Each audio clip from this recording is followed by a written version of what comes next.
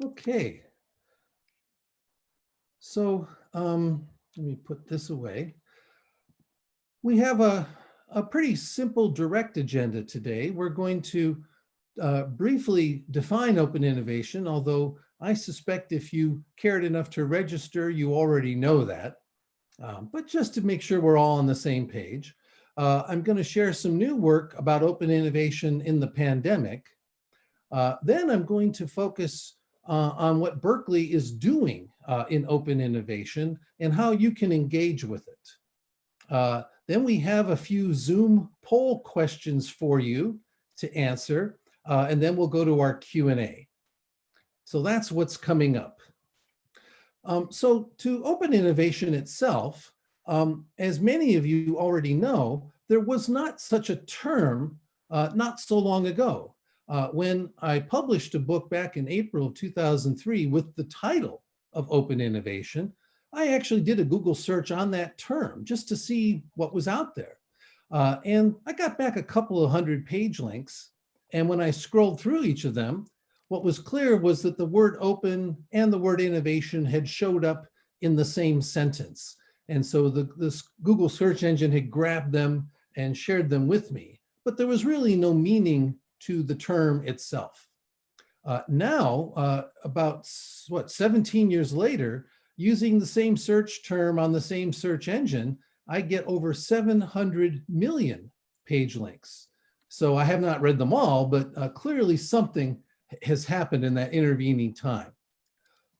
Another demonstration of the spread of open innovation is what can be found on LinkedIn. And this is something that you can do yourself. So if you go up to the search bar and type in open innovation and search for people, your network is probably different than mine, but I ended up with 615,000 people who have open innovation as part of their profile on LinkedIn.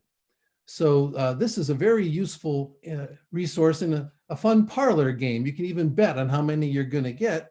And it's even interesting to see some of the people that come up and the roles and jobs that they have in the companies.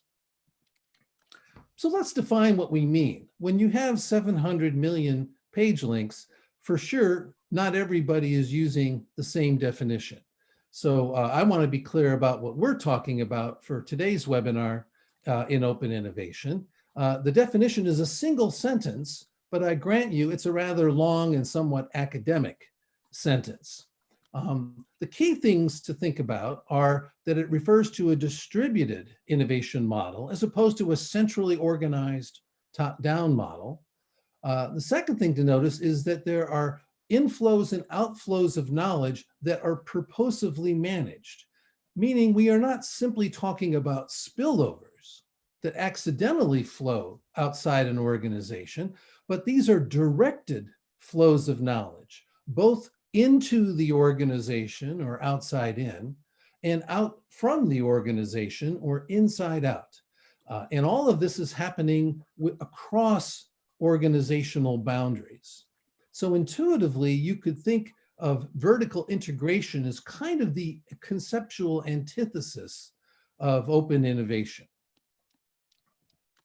So a lot of people think about open innovation as being about open source, or other people talk about it in terms of crowdsourcing or IP licensing, working with universities, engaging with startups, venture capital, especially corporate venture capital, and in some cases, even working with your suppliers to drive innovation. And notice that all of these involve inflows and outflows of knowledge across organizational boundaries. So all of these are examples or practices in open innovation. And just to give you a little bit more intuition, many of you have seen the funnel diagrams before, but not everyone. So let me briefly do this because I think it helps people to get a picture of what we're talking about. If you think about an innovation process as a funnel turned on its side, you can think of the process as being fed by the science and technology base of the organization that goes into the process. And each of those little squares is a project inside the company. And the imagery of the funnel is interesting because it starts very wide and then narrows. So we begin looking very broadly at many things, but as we make further progress, we start to filter out and narrow down and eventually take the output into the marketplace. And so this funnel and that filtering process represents an innovation process. Notice on this chart, I call this a closed innovation system as a title, because in this model, there's one way in and only one way out. So a vertically integrated firm, for example, does all of this activity inside its own four walls. So to think about intuitively what's going on with open innovation, I'm using a graphic that was prepared by Bengt Jarehult by the Swedish company SCA, and his PowerPoint skills are much better than mine. And if you can read it, it says "Stolen with Pride" from Professor Henry Chesbrough, and he has given me permission to share it back with you. So we start with that model that I was showing you on the previous slide, but with open innovation, one of the things that happens is we open up the innovation process. And so visually, you can think of that as drilling holes in the funnel so that ideas and knowledge can flow from the outside in and from the inside out along the journey from the laboratory to the market. So this creates a number of different pathways for projects to go. So that's kind of a background of what we're talking about with open innovation. Let's turn now to the pandemic, which has been a real shock to the system and has really put these innovation processes under tremendous pressure. So in dealing with COVID, there are at least three things that we're going to have to do and that are relevant to open innovation. One is we have to stop the spread of the disease. The second is we actually have to open up and recover economically from the effects of trying to stop the disease.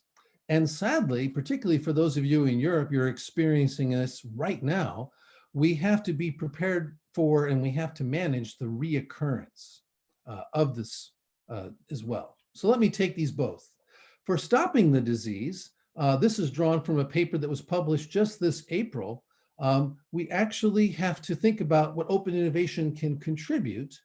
And the core idea that open innovation contributes is when you're dealing with a disease that spreads in an exponential way, time is really your enemy. You need speed and you need agility and rapid adaptation. This is one of the features of open innovation. Why? Because you can often start in the middle when you're working on an innovation project rather than at the very beginning. And a good example of this can be seen in the vaccine candidates. Most of these candidates were not created from scratch during the pandemic.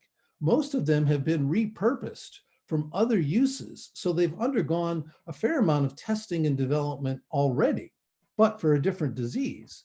And now they're being tested to see if they work here as well. We also see it in some of the surrounding technologies in managing to stop the disease, like personal protective equipment, PPE. A lot of people are making their own masks. A number of factories have actually been converted either to make hand sanitizer or to make ventilators. Some ventilator manufacturers have even opened up their designs and published their drawings to allow others to manufacture these ventilators to get them where they need to be as quickly as possible. Then we've got to start the recovery. And there's a different part of open innovation that comes to bear here. And this is the inside out branch of open innovation, where you're looking for new opportunities to grow and you don't know which ones are going to be the right ones.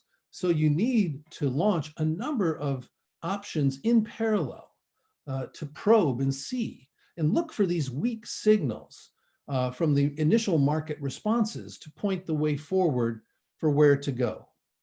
And this is because whatever the new economy is going to be, it's not simply going to revert back to where it was 9 months ago. In some areas, it's going to take a long time to recover. And a big mistake is to spend too much time and money there. On the other hand, other areas are already thriving. And these are the areas to build upon. And digital transformation is one of these areas in a number of companies. And I want to share an example from a forthcoming paper that shows this digital transformation and how it's beginning to point the way forward. And the company I want to look at is AirAsia, a Malaysian airline that was really hammered by the pandemic. As you can see, most of its fleet was grounded, its revenue collapsed, it's had to make brutal cuts in its operating expenses because the market has just gone away. But that's not all they've done. They've also started to really build on some early digital transformation initiatives that have become more core and more important because of the pandemic. And in the interest of our time, I won't go through each and every one of these, but let me just pick Santan, the in-flight food that was going into some airport restaurants as well. In the digital pandemic, this has become a food service, like a ghost kitchen, you might say. So they're not simply delivering food to people on the planes, because frankly, right now, there aren't very many of those people. So instead, they're launching under this umbrella new food delivery services to people at home and at commercial establishments and the like. So it's a way of using the transformation to find new areas of growth. And all of these that I'm not listing for you individually have this property that was actually being used for one purpose before the pandemic and now is being energized and is being invested in light of the pandemic, and is creating new growth opportunities for a company that right now really needs them.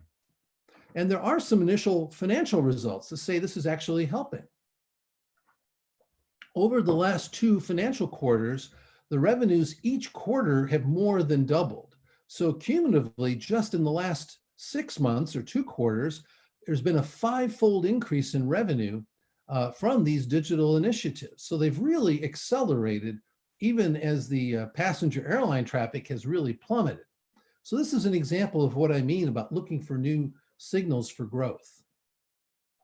And then the third phase is the reoccurrence of the virus. And we know enough now to know that we are getting a second wave or a third wave, depending on where you are and how well it was managed the first or second time around. The key idea here is to build infrastructure to be able to deal with this. And the infrastructure ranges from supplies of masks and PPE to access to ventilators, but also to the social technologies like social distancing and wearing masks. And then within our organizations, a lot of the things that are digitally transforming, like our webinar right now, are things that need to be strengthened as well. So organizations need to build more support for working from home, more support for digital workflows, digital work processes, because it's clear that a lot of this is going to continue even after we finally get the pandemic under control. All right, so that's some stuff about open innovation. Let's pivot now to talking about what's going on here at Berkeley. And if you take nothing else away from the webinar, this is the message. If you're looking for open innovation activities at Berkeley, Garwood Center is where you want to look. We are the locus where all of this comes together. And we actually put together on our webpage, what you see the URL here, corporate innovation, all one word, .berkeley.edu. And when you click on that, it takes you to our homepage. And so here we want to look, if you are an executive, if you're a student, if you are an academic interested in research, we have a number of ways you can get into the site. We do a number of events that I'll describe in more detail in just a moment. And it's really, the webpage is the way that we not only tell the external world what we're doing, because there's a number of things going on, it's actually also a way we keep each other up to date on what's going on. So that's a good resource for you to interact with open innovation at Berkeley. But we can be more specific. Let me pick a few specific ones that I think are worth sharing with you now in the webinar.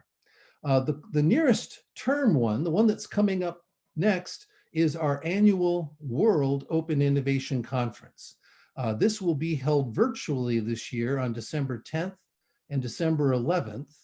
And it's a conference where we try to combine theory and practice together. We had 85 paper submissions, and we're going to be sharing in the seminar over the 2 days, probably 50 to 60 of those papers. And we're also going to have some nice keynote speakers. For those of you who know Alex Osterwalder of Strategizer and the Business Model Canvas, he will be one of our keynotes. And Marianne Feldman from Keenan Flagler at the University of North Carolina will be another academic keynote speaker.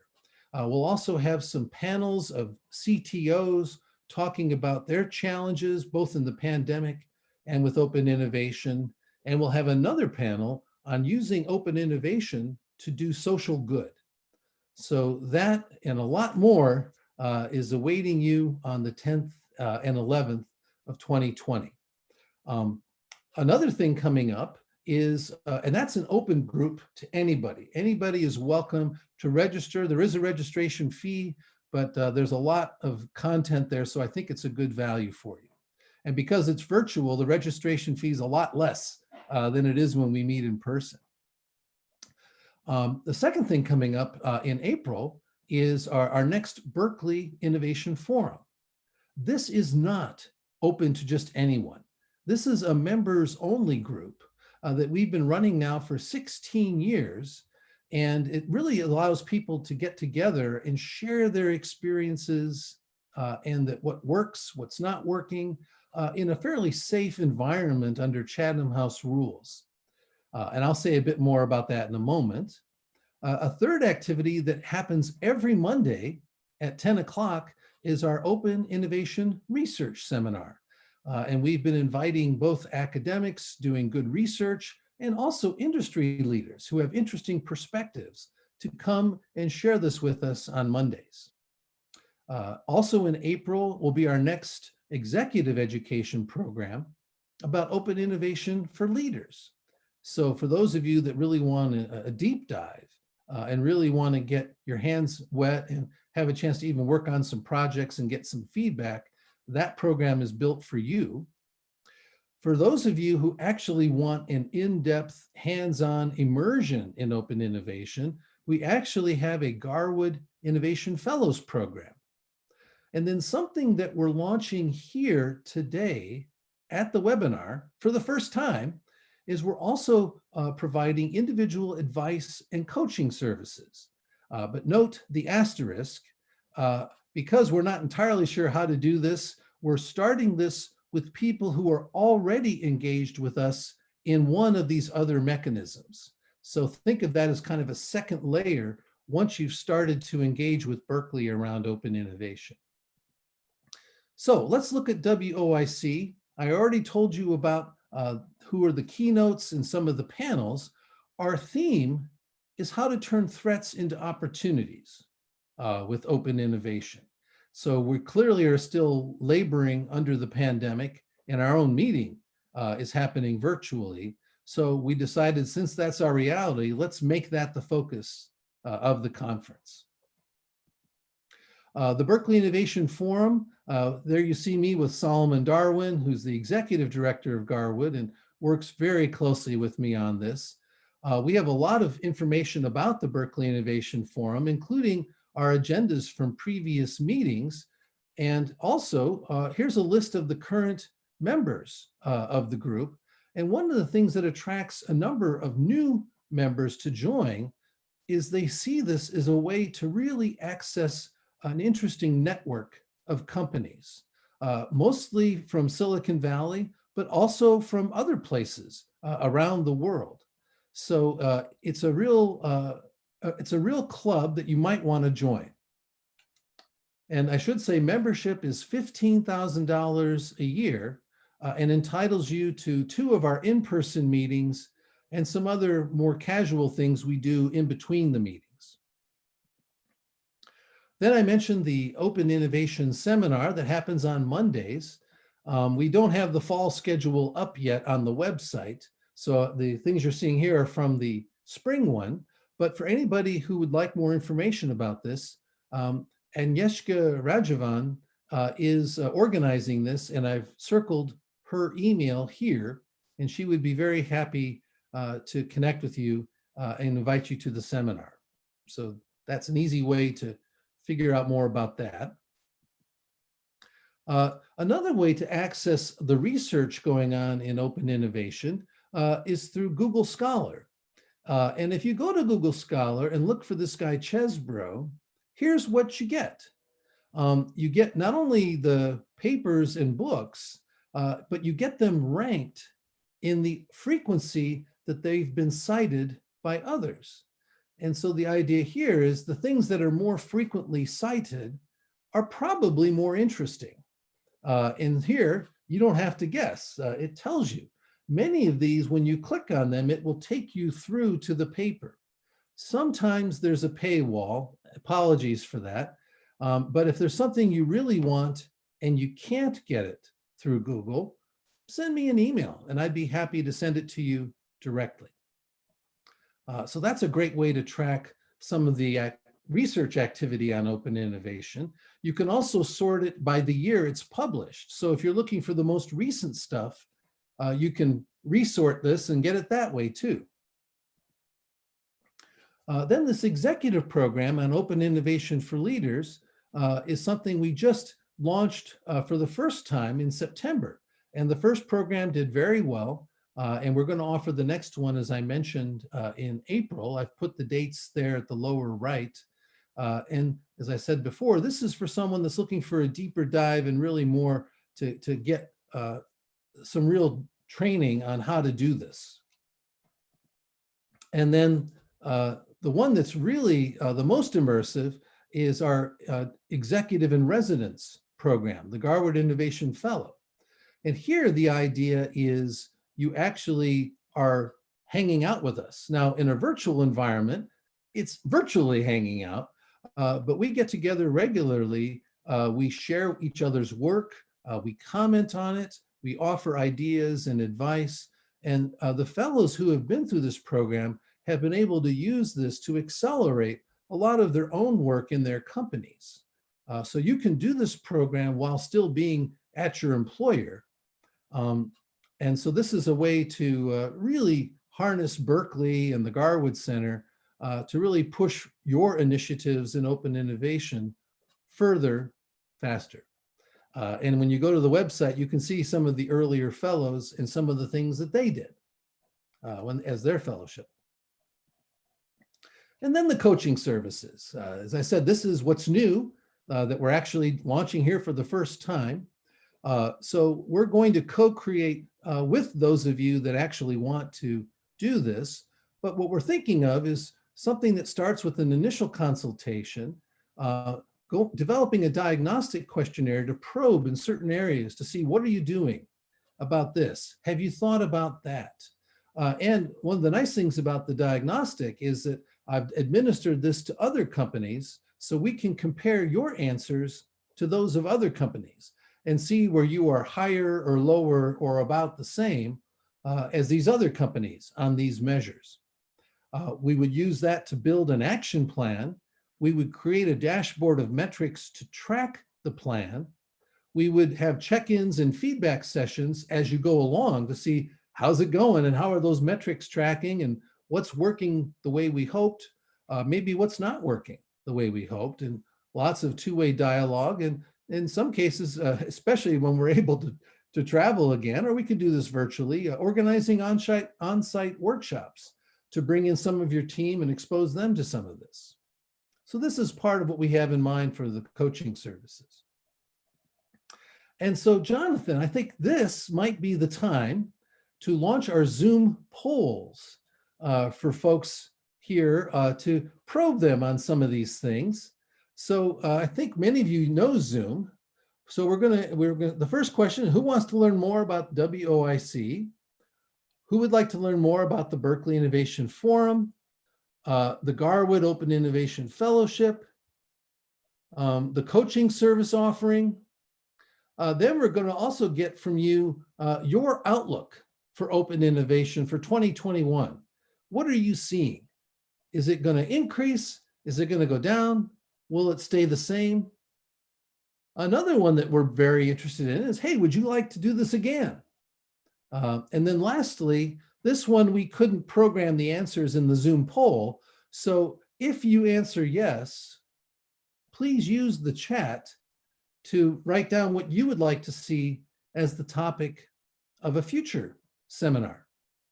So let me give you a minute I guess we're going to give you 2 minutes to answer this Zoom poll, and we can track the voting here. So far, it's only been a small percentage. So it's kind of like those districts in Pennsylvania where they had to wait for the recount and the mail-in ballots here. But we're all online, so this should be able to go a lot faster.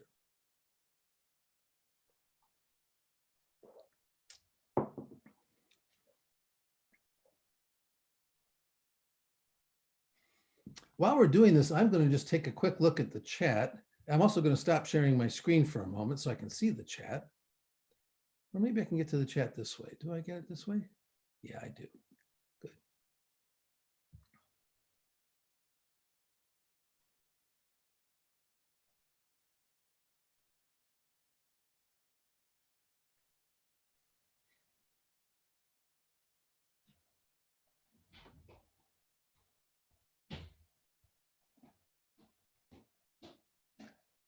So I'm perusing the chat and lots of people are saying hello to everyone. And I'm reminded of how global our group is. That's really very cool. And one of the questions, will the presentation be available after the webinar? We are recording it, and yes, it will. Oh, and that was already answered. Thank you, Jonathan. And Agnieszka has put the registration information for WOIC in the chat. Jonathan has put the Garwood Innovation Fellows information in the chat, and Anita has put the Berkeley Innovation Forum. So this is going to be a very useful chat. Let's see. And some of you are putting in your topics for next cases, so next seminar, so thank you. We'll capture some of those and scratch our heads on how to use it. And I think, Jonathan, we're up to, well, we've got 69%.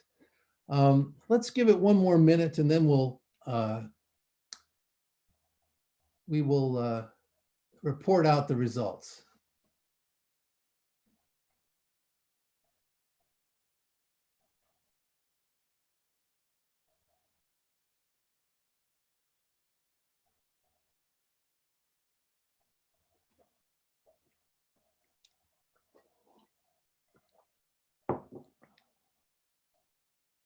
Yeah, why don't we close it here, Jonathan? I think everybody who's voted who's gonna vote, I think they voted.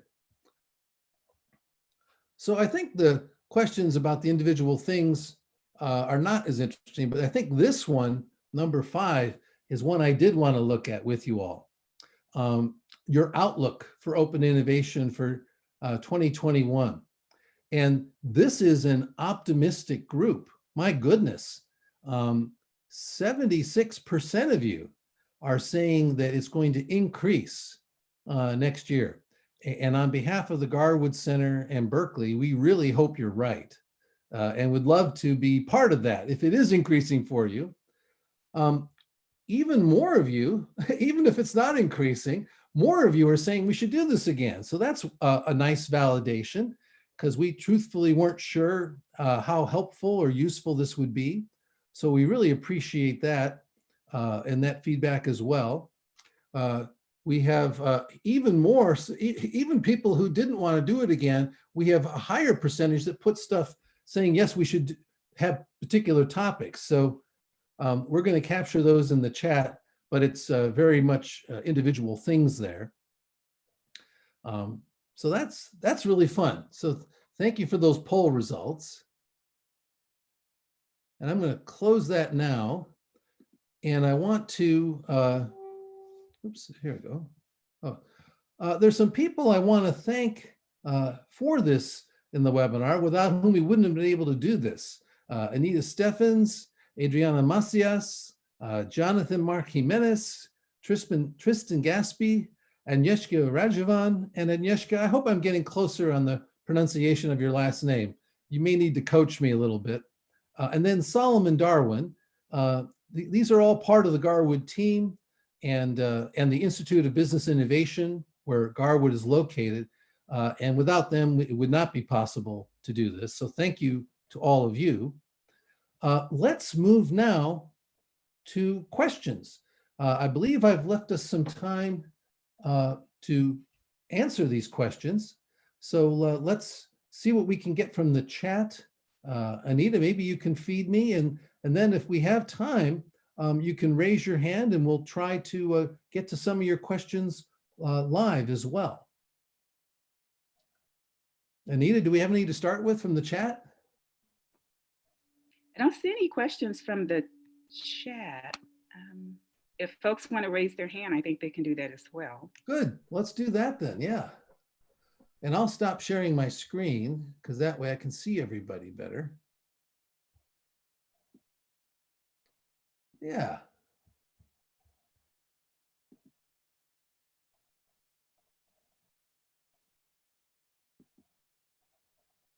So it looks like we have a question from Olga. Olga's hand is raised. Olga Patel, let's hear your question. Yes, hello everyone. Question really, looking at the future, Henry, it's one of the first slides, I think it was second or third, had a list of all or most of the open innovation tools and approaches that we have been using, both in academic environment and as practitioners. What is your thinking on how COVID would add not necessarily tools, but the approaches of how open innovation is working? Like all these kids and young adults and not so young adults are sitting at home right now. There is so much more time spent online and so many new connections are formed. So do you see maybe 1, 2, 3 different approaches coming in and adding to that portfolio of open innovation tools? I do, Olga. Some of you know these even the Zoom add-on tools like Miro and Mural and some of these other ones that allow, the sticky notes and more collaborative tools that allow us to do more digital co-creation. So I think we'll see a lot of effort there. John Rose from Dell's CTO, was at our last Berkeley Innovation Forum in September, and he sees the work at home trend strongly continuing and describes that as prime real estate for innovation activities and initiatives. So Dell, selling a lot of the equipment that we're using at home, is obviously very excited about this, but I think he's got a really good point. We went into the pandemic having to use the tools that were already created. But now it's been long enough that we're going to start to see new tools that are built for this moment and this purpose. So I think that's actually going to deepen things. Having said that, that's kind of my typical Silicon Valley answer. I think we've also seen in the pandemic that the digital inequality that's out there is magnified by the pandemic. And there are kids doing schooling from home. There may be only one Chromebook for the whole family, or families may not even have access to a Chromebook. Maybe they're having to do it on a smartphone, or maybe even not at all. And then you have to have a stable connection. And some people have trouble paying the monthly bill. In some cases, the service is very slow or very poor, whereas others have, very good high-speed connectivity. And so the digital inequality that again was present before is being elevated and magnified. And so this, I think, is going to be potentially very damaging if we don't find ways to reduce this and address it. So long answer, but a number of aspects to your question. Thank you. Serena, I see your hand up. Yes, hello everybody. I hope that you're all safe. I'm Serena from Aarhus University in Denmark, and hi Agnieszka, good to see you here. Well, this is an amazing opportunity, so thank you for that, and thank you everybody for joining from all the corners. I have a question about including open innovation in a virtual learning context. So I teach the course Applied Innovation in Engineering, at Aarhus University for about 260 students every spring. And we have been including open innovation as part of the many theories that they need to have in their toolbox. But now within online context, it becomes a little bit more difficult to take that in an applied level. What could be your recommendation very quickly for a change in a course context like that? Thank you. So thanks for your question, Serena. And Nadine Reoccurrence from the Open University in the Netherlands is working on an initiative to actually bring up I think it's a 10 or 12 session open innovation course. And the reason I know this is that I was asked to be one of those 10 or 12 speakers. And so there's 11 more behind me. And I don't think this is a complete answer to all of what you're saying, but it is the case that people are trying to package in a pretty professional way how to do this. So that's, I think, a piece of it. Also, there's going to be more and more digital content around open innovation. I showcased the Garwood Center, and we're going to have some, but there's a lot more. So it can be troubling or challenging to find it all, but there's a lot there. And a tip for you and your students, shorter is better when it comes to video. You can find hour-long videos of me that are a great cure for insomnia. But if you actually want your students to absorb it and use it and retain it, then you would be well advised to look for the short ones. And let's see, Iransu, am I pronouncing your name badly? You're doing it quite right. So, well, how do you pronounce it? Irantu. Okay. Hello, what's your question? Well, my question, well, firstly, thank you for the opportunity. I was thinking that I can see that many companies have fear now in times of COVID because of, of financial instability and so on. And open innovation implies some risk. Do you think that fear from COVID will impact open innovation, and how can we, make that fear somehow disappear? Thank you. Well, this was the reason, thank you for your question. And this was the reason for my example of AirAsia. The airline industry has been one of the hardest hit of all. And so this is kind of an extreme case. If you remember, I said their revenue in Q2 of this year fell 98%. So that means their revenues were 2% of what they were a year ago.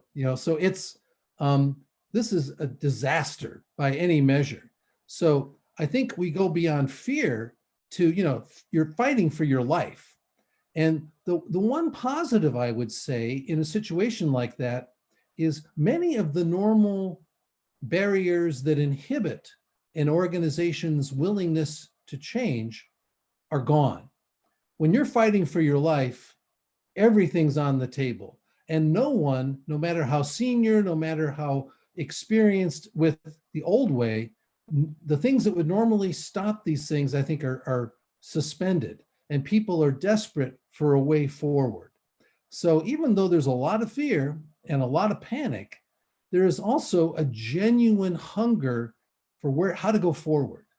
And this is why the AirAsia example to me is so interesting, because they didn't build the airline to sell food.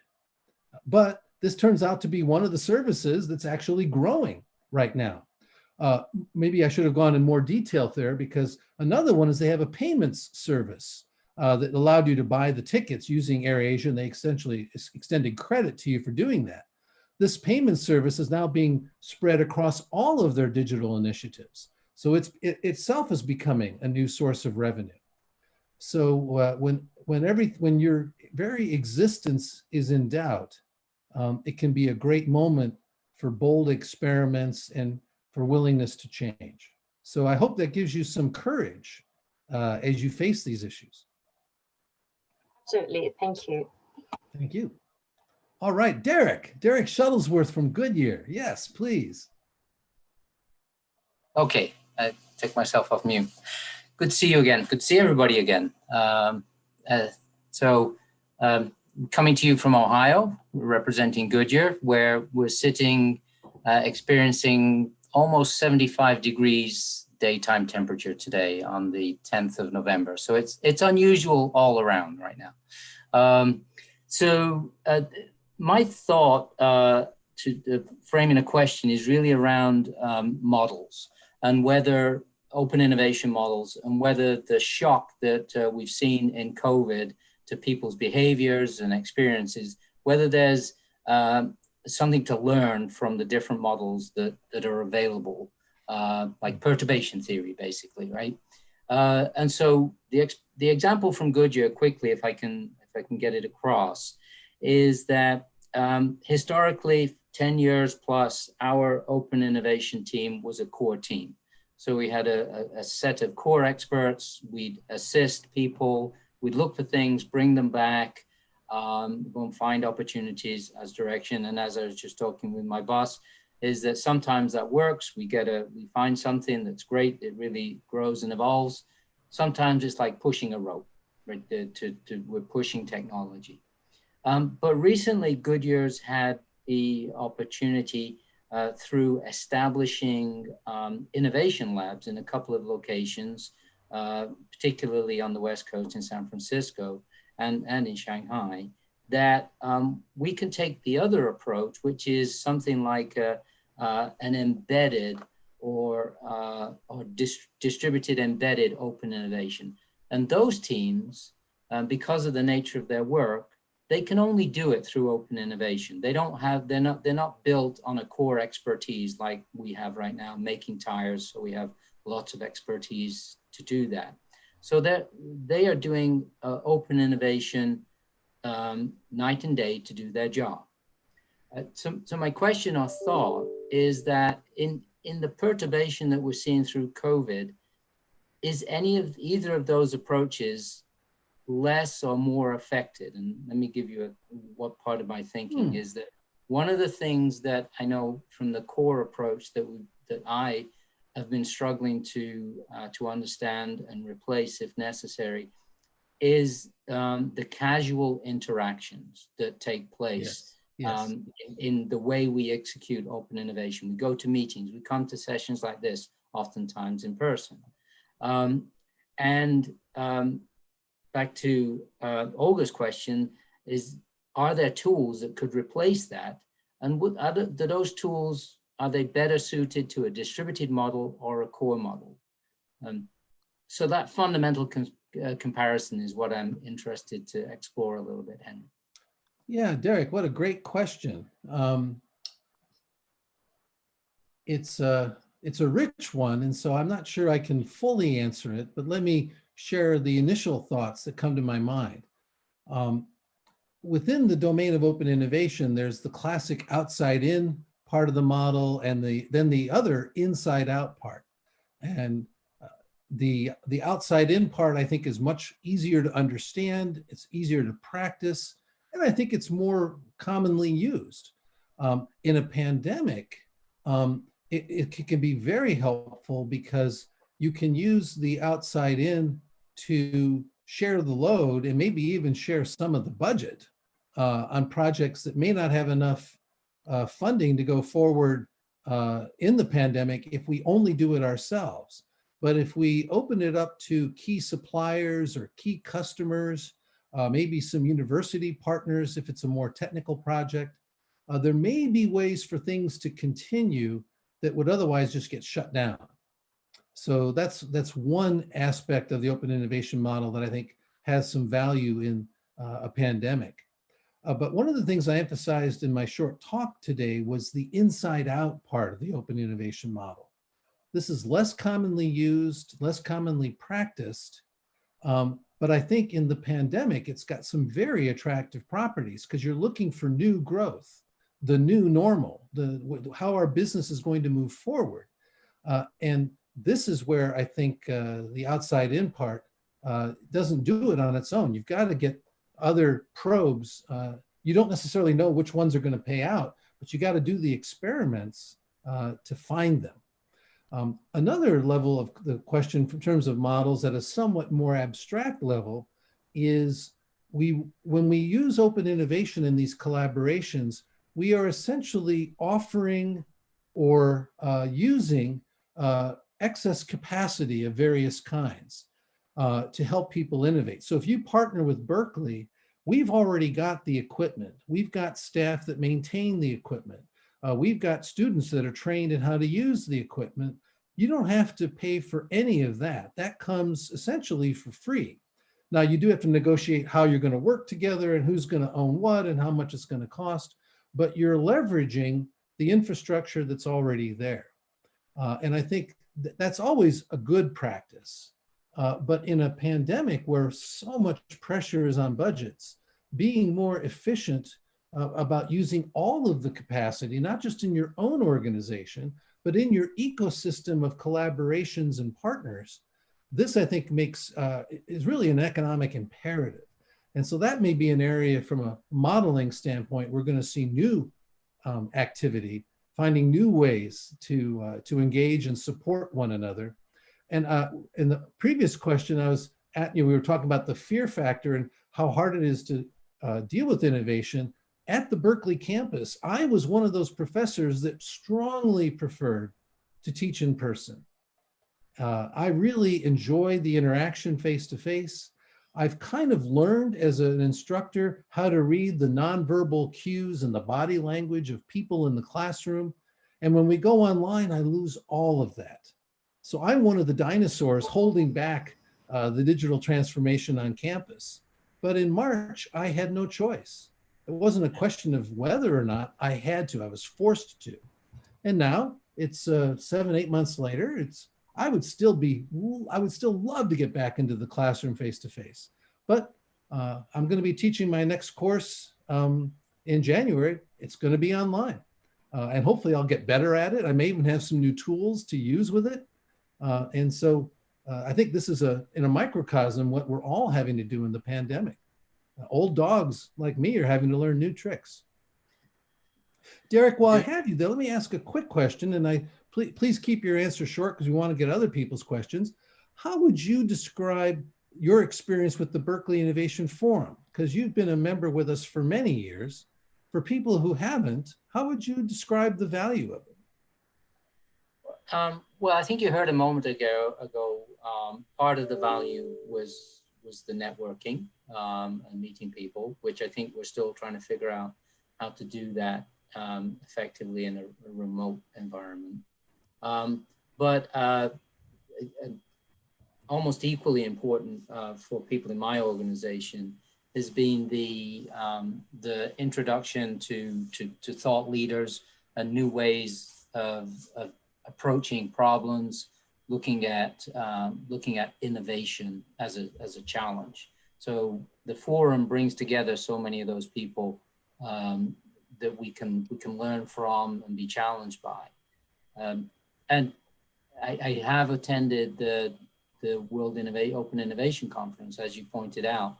And for those of us in industry, that immersive exposure to the academic perspective is really stimulating and something that we don't often make time to do. Well, thank you for giving us 2 references, not only for the Berkeley Innovation Forum, but for the World Open Innovation Conference. Thank you. Let's take another question. There's a question from Mohammed. Mohammed?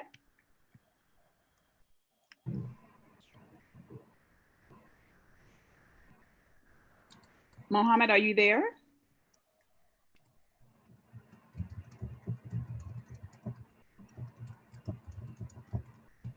Okay, looks like his question is, how can we bridge open innovation and intellectual capital?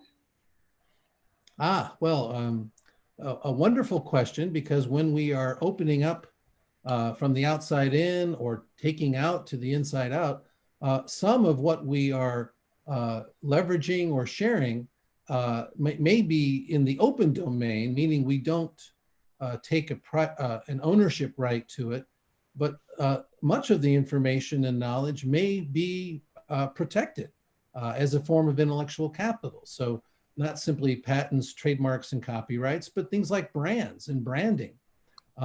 access to distribution channels, what David Teese would call complementary assets. These are all things that can be used in an effective collaboration. And one of the core insights of open innovation is you don't have to do it all yourself. And indeed, in many cases, especially in the pandemic, you may be well advised to try to do it with others. And the image I like is a marathon from the laboratory to the market being replaced by a relay race where the baton is passed multiple times to go through that same journey. And the baton being passed includes a fair amount of intellectual capital to enable that, and also motivate the participation of your partners, because by sharing their intellectual capital with you on some financial basis, they stand to get some financial benefit from it. So they're willing, under those terms, to be part of the collaboration. All right, another question. There's a question from Peter. Peter? Assuming you mean me, Peter Mullen, I'll go ahead. Yes, Peter Is Mullen. that correct? Okay, thank you. First of all, thank you for putting this on. This is very, very fascinating, and appreciate your time.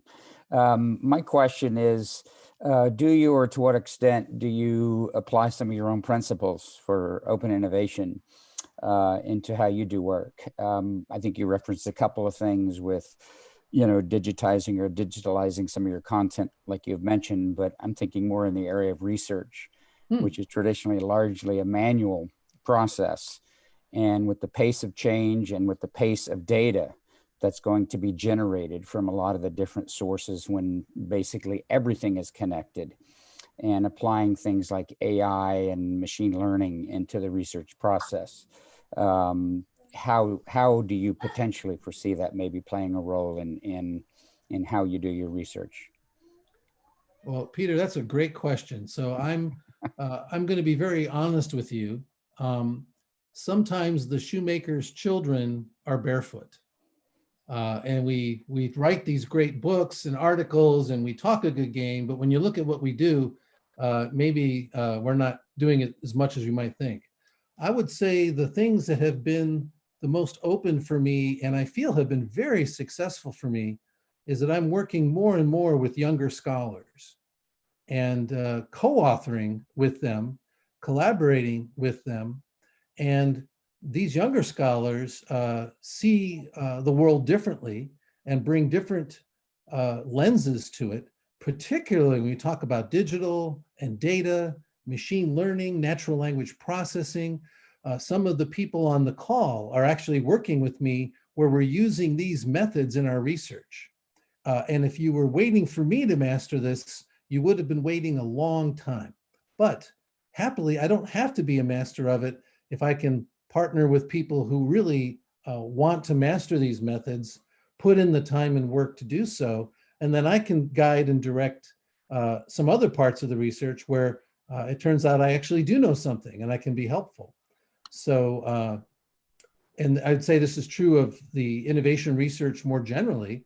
We're seeing things like initiatives in open science where the data sets are being published. In some cases, even the protocols you're using to query the data are being shared. There's something of a replication crisis in a lot of our research where published articles in leading journals, when people try to repeat the experiments, they don't get the same results. So this is motivating more openness amongst many of our academic colleagues, not me alone. But and the other thing I have is I have two children, and the two children also dragged me kicking and screaming into this digital domain. My life worked perfectly fine in the analog domain, but that's not the world we're in now. So between younger scholars, my students, and my children, that's the only hope I have. Well, Eric, thank I you. see you having your hand up. That's a great answer. Thank you so much. Thank you. Eric, I see your hand up as well. And on my grid, you're right below Peter. So let's hear your question. Hi, Mr. Chesbrough. Hello to all. Thank you for giving us the opportunity to speak directly to you. I am currently working on the thesis explore thesis about the performance of the open innovation in corporates. And my question is for you, what are the main indicators to measure the performance on the open innovation strategy? So Eric, let me make sure I understand the question. Your question is, what are the main strategy issues with open innovation? No. I would like to measure the performance of the open innovation company. Okay. Yes. Sorry. So this is an area that has had some good research, but truthfully, we need more, and we need better methods. One of the challenges, everybody wants better business performance. And many of us in the innovation domain claim that doing more innovation, doing more open innovation will improve business performance. That turns out to be hard to measure because the things that drive business performance often are unrelated to these factors. And so it takes a very well-designed study to isolate the effects of open innovation alongside these other factors. So you can think of part of it as an identification problem. Without some instruments, without some natural experiments, it can be very hard to isolate the effect. The best work in the literature, in my view, some of it comes from a colleague on this call, Wim van Haverbeke, who, working with one of his doctoral students and a colleague, Bart Layton, was able to access a data set of 489 projects inside a large European manufacturer. And this company itself, for unrelated purposes to the research, recorded whether or not there were external contributions to each of these 489 projects. And Wim, if I have it right, there were a couple of interesting findings. Overall, projects that had more open innovation had higher first 12 months sales after launch. But more interestingly, perhaps, is there were two kinds of collaborations, some that were more technical with universities and some that were more related to the go-to-market with marketing partners, and these had different effects. The university projects did not get to market any faster, but when they got to market, they were more differentiated and had higher profits. Whereas the go-to-market partnerships really didn't help on the profits, but they did accelerate the time to get to the marketplace. So this kind of work, I think, is some of the best that's available out there, but we need more, Eric. So if you're working on one of these, think hard about your identification strategy and how you can truly isolate the effects. But if you can do that, we need it. Okay, thank you so much. Thank you so much for your advice. Okay. We're getting near the end of our hour, but I think we can take one last question, especially if it's a really good one.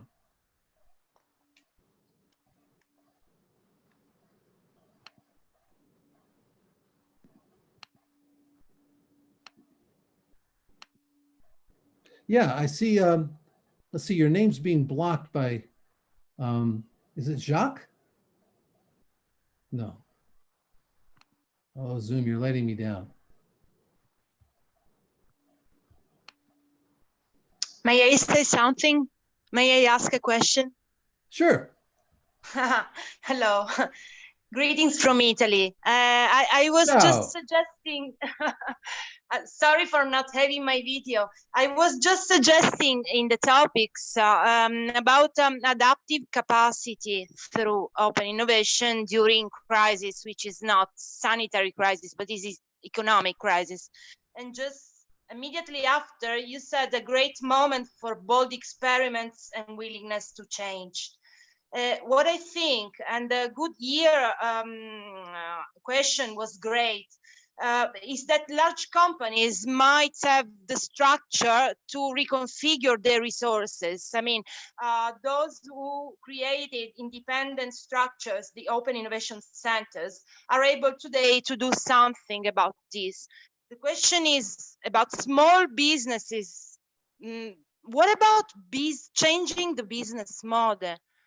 Perhaps is changing the value proposition, and I'm convinced that changing to a more social inspired value proposition might be a way to adapt, to resist in the first phase and to adapt in another phase of the crisis. I'm not into business models too much, but I would really love to know what you think about it. A couple of quick points. Back to my colleague Wim van Haverbeke, he wrote a book called Open Innovation in SMEs. So that's not a bad starting place for your question if you are wanting to not only see more in statistics, but see some actual examples of real SMEs and how they're using open innovation. A second point is, and this is in the US where I'm following it the most closely, estimates are that more than 10% of the small businesses that went into the pandemic in March no longer operate, no longer exist. And that's even though there was a fair amount of pretty widely distributed stimulus to try to support them. So we're already seeing a lot of creative destruction among the SMEs. And so that is it's creating a very difficult environment for them. So that I think is going to be, as we recover from the pandemic, will these people restart their businesses or will they give up and either be structurally unemployed or look for a job in an established company? We don't know the answer to that yet, but there's no question that the SMEs in the US are being hit really hard. And as you might expect, this is, I think, the effect is stronger in certain sectors than in other sectors. So in food and entertainment sector, SMEs are being crushed, whereas in science and technology sectors, they're doing pretty well. And things that are organized around digital technologies, we were talking before about data analytics and such, these I think are actually thriving. So even amidst a very difficult economy, there are segments and trends going in different directions. And so one of the things about market capitalism is it's going to put more resources on the stuff that's growing. It's going to starve the areas that are not growing. And then it's up to governments and the social sector to try to figure out how to manage the dislocation and the suffering that this process creates. Thank you. So probably building on a digital infrastructure, changing the business model is the way to. You've got mail. Well, I think there's no question that the things that are thriving, many of them, not least Zoom itself, are doing so in a very interesting and different business model from some of the more traditional ones. And this is a pattern that goes back really to the 2003 book, is that I was seeing not only a lot of new technical innovations, but I was seeing a number of business model innovations as well. And this is a pattern that I think is going to continue, that the innovations coming out of the pandemic, yes, many of them will be around digital and technology based, but many of them are going to be around innovations in the business models themselves. One result from the California elections, many of you may be aware of, is that the companies Uber and Lyft and the so-called gig economy companies were successful in getting a proposition passed that allows these workers not to be treated as employees. So this is going to create a workforce that is accessible to companies that are trying to create platforms where the human labor is accessed as a service rather than through an employment relation. So for better or worse, that's going to be a business model that's going to persist in the pandemic. Thanks a lot. That was the point. Thanks a lot for the insights. Okay, Jordi, let's get your question in while we can. Okay, hi Henry, hi everybody. Thanks for having the possibility, the opportunity to directly talk to you after a while. Well, we've seen before the pandemic, the evolution of open innovation, and just right after the lockdown here in Spain, we launched an initiative, it's called COVID-19 Open Innovation, which is top ranked on Google search. And we've seen all the pharmaceutical industry and the biotech industry cooperating all together, just putting IP management on second stage. Do you think this movement will remain after the pandemic in such topics around sustainability, like energy efficiency, plastic recycling, water management, where public and private cooperation projects and also cooperation among competitors has been taking place during the pandemic will remain? Jordi, I do see that. I think Europe is really taking the lead in the sustainability area and creating incentives at the government level to stimulate these kinds of initiatives, and then creating the processes to collaborate between companies, but also universities and government to really stimulate circular economy, green economy kinds of initiatives. So I think that I don't see Europe retreating from that at all. And I think they are leading the way for industries in other parts of the world that are going to do this. And with the change in administration in the US, I also see that there will be a more favorable environment for such initiatives there too. We don't know what the policies will be, but I think the environment will be more favorable than it has been.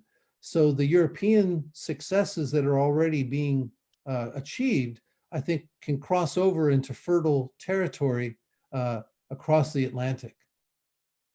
Thank you. Any view on Asia market? Sorry? Any view on this topic in the Asian market, in Southeast Asia mainly?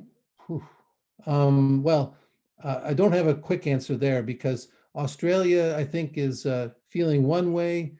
China, of course, and then we have South Korea, Japan, Vietnam. It's difficult to assign a single trend to all of them. But I think Xi Jinping in the recent Congress reaffirmed the idea of peak emissions and brought forward some of the reductions that were previously committed to. So that's a favorable sign, I think.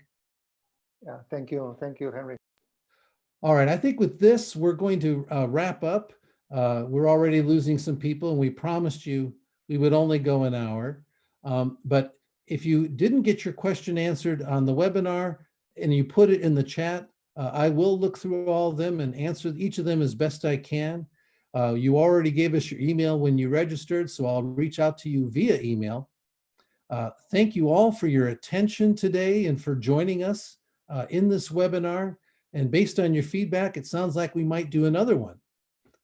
Thank you all very much.